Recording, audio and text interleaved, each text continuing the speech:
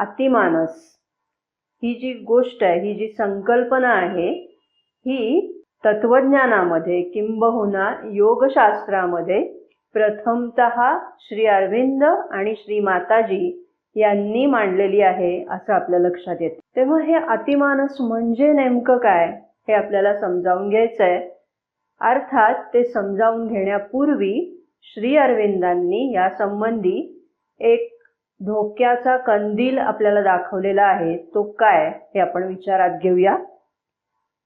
ते म्हणतात अतिमानस हे मनाच्या दृष्टीने इतकं पलीकडचं आहे की मनाच्या परिभाषेमध्ये, मनाला समजेल अशा भाषेमध्ये अतिमानस त्याचं स्वरूप आणि कार्य मांडणं हे अतिशय अवघड आहे. किंबहुना श्री अरविंदांनी तो प्रयत्न केलेला आहे, परंतु ते आपल्याला सांगतायत की हे मांडणं खरं तर अव्याख्येय आहे, अवर्णनीय आहे.